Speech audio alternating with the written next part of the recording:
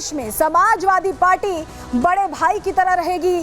Clear संदेश यहां दे दिया गया है राहुल गांधी को, यानी अब राहुल गांधी को सपा की शर्तें माननी पड़ेंगी। रिपोर्ट देखिए।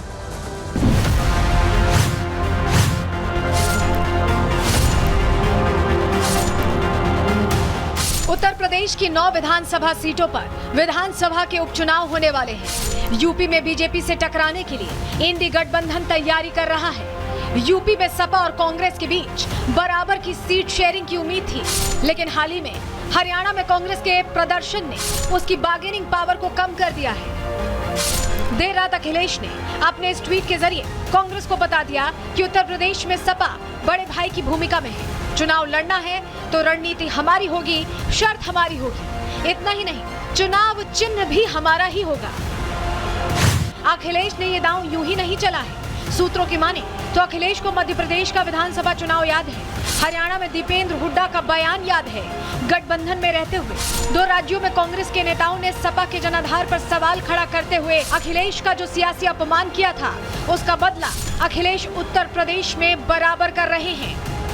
उत्तर प्रदेश में जो विधानसभा के 9 उपचुनाव होने हैं, उस 9 उपचुनाव में समाजवादी पार्टी, कांग्रेस पार्टी और इंडिया गठबंधन के बीच में तालमेल हो गया है। 9 सीटों पर सपा के सिंबल पर चुनाव लड़ा जाएगा। 9 प्रत्याशियों का चुनाव निशान साइकिल होगा। इंडिया गठबंधन 9 की 9 सीटों पर चुनाव लड़ रहा है। सिंबल हमारे लिए महत्वपूर्ण नहीं है, हमारे लिए महत्वपूर्ण भारतीय जनता पार्टी के कुशासन का अंत है। उत्तर प्रदेश में कांग्रेस के सामने सपा की शर्त मानने के अलावा कोई चारा नहीं बचा है। हरियाणा के चुनाव में पहले से तय हुआ था कि गठबंधन का धर्म निभाते हुए सपा को 2 सीटें दी जाएंगी, लेकिन हरियाणा चुनाव में राहुल और प्रियंका से ज्यादा भूपेंद्र हुड्डा के फैसले माने गए और अखिलेश को दरकिनार कर दिया गया। जिस गठबंधन से अखिलेश को 2 सीट भी नहीं मिली थी, अखिलेश ने उसी 2 सीट के गणित में कांग्रेस को धोबी पछाड़ दे दी। प्रियंका गांधी और राहुल गांधी दोनों ही फूलपुर सीट पर नजरें गड़ाए बैठे थे, लेकिन अखिलेश ने इस सीट से मुस्लिम प्रत्याशी उतार दिया।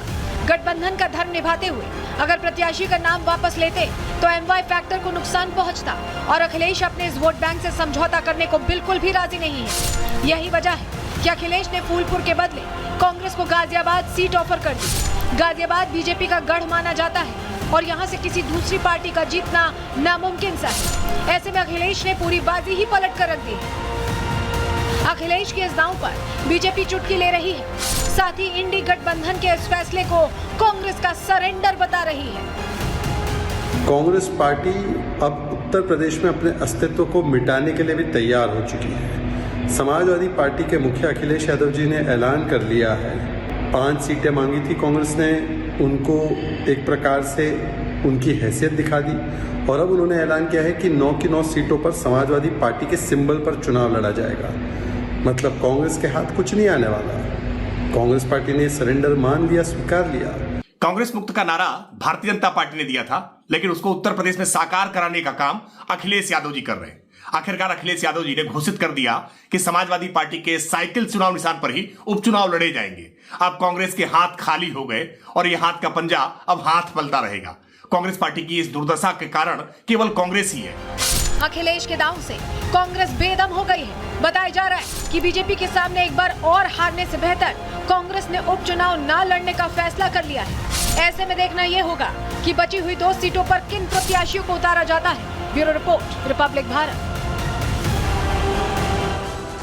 अब ये जो गड़बड़ झाला हुआ है, जो गांठ पड़ती दिखाई दे रही है इंडी गठबंधन में, उसको लेकर भारतीय जनता पार्टी सवाल पूछ रही है। लेकिन अब जब सवाल का जवाब नहीं मिल पा रहा तो क्या कह रहे हैं कांग्रेस के तमाम नेता। अविनाश पांडे अब संविधान की बात करने लगे, नई चर्चा छेड़ दी, नई तरह से सफाई दे रहे हैं। सुनिए सर।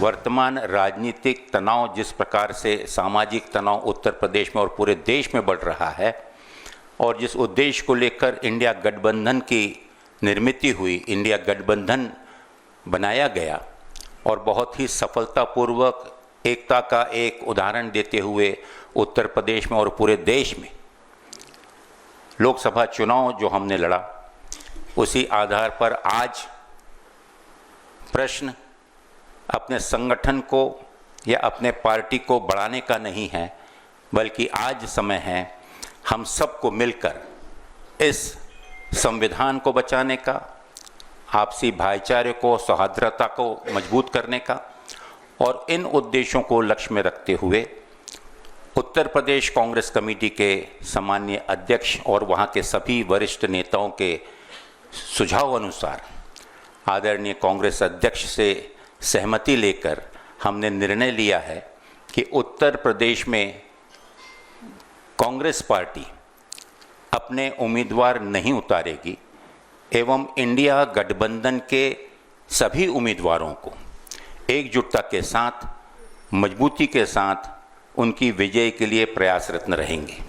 तो देखिए स्थिति क्या हो गई, कहां चुनाव लड़ने की तैयारी कर रहे थे, 5 सीटें मांग रहे थे, अब एक भी सीट पर बात नहीं बनी और कह रहे हैं कि अब समर्थन करेंगे। लेकिन देखिए बीजेपी की लिस्ट तैयार है, योगी आदित्यनाथ पूरी जोर आजमाइश करने वाले हैं फिर से उपचुनाव में। जो भारतीय जनता पार्टी की लिस्ट ये आप देख रहे हैं, इसमें सबसे इंपॉर्टेंट नाम सबसे पहले नंबर पर है करहल अनुजेश यादव, ये उम्मीदवार उतारे गए। इसके अलावा कुंदरकी से रामवीर सिंह ठाकुर, गाजियाबाद से संजीव शर्मा, जल्दी से आपको बता दे रहे हैं फूलपुर से दीपक पटेल चुनावी मैदान में है, मजवा से सुष्मिता मौर्य, कचहरी से धर्मराज निषाद और खैर से सुरेंद्र दिलेर। लेकिन करहल का जिक्र हम क्यों कर रहे हैं, हम आगे आपको बताएंगे। लेकिन कैसे जीत का प्रण इस ऐलान के साथ, 7 सीटों के ऐलान के साथ भारतीय जनता पार्टी करती सुनाई दे रही है, जरा सुनिए नेताओं।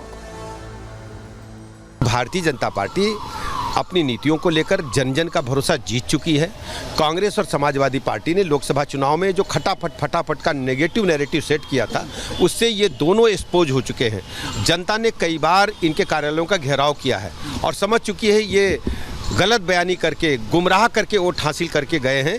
अब उत्तर प्रदेश में सच्चाई को जनता समझ चुकी है। सभी 9 की 9 सीटें भारतीय जनता पार्टी गठबंधन जीतेगा। तैयारी उपचुनाव की हम लोगों ने की है और कल नामांकन होंगे और नामांकन के उपरांत घर घर जाकर हम लोग, हमारी सरकारों ने जो काम किए हैं, हमारी पार्टी की जो प्राथमिकताएं हैं, उनकी चर्चा करेंगे।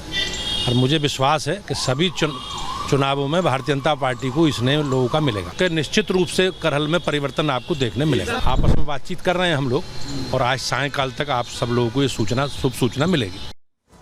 तो प्रदेश अध्यक्ष बीजेपी को आप सुन रहे थे जो कह रहे हैं कि परिवर्तन मिलेगा। करहल सीट का क्यों हम जिक्र कर रहे हैं, यहाँ पर मुकाबला बहुत दिलचस्प हो गया। चलिए जल्दी से जानकारी आपके सामने अब रख देते हैं। दरअसल करहल सीट पर बीजेपी ने बहुत बड़ा दांव खेल दिया है चित करने के लिए समाजवादी पार्टी को। बीजेपी ने अनुजेश यादव, जो उम्मीदवार हम आपको बता रहे थे, उन्हें चुनावी मैदान में उतारा। तस्वीर आप देख रहे हैं अनुजेश यादव की। अनुजेश सपा अध्यक्ष अखिलेश यादव के रिश्तेदार हैं, रिश्ते में आते हैं। धर्मेंद्र यादव के बहनोई हैं अनुजेश यादव, और सपा की तरफ से तेज प्रताप यादव मैदान में है। तो उन्हीं के रिश्तेदार को उतार के दिलचस्प लड़ाई यहां पर कर दी है।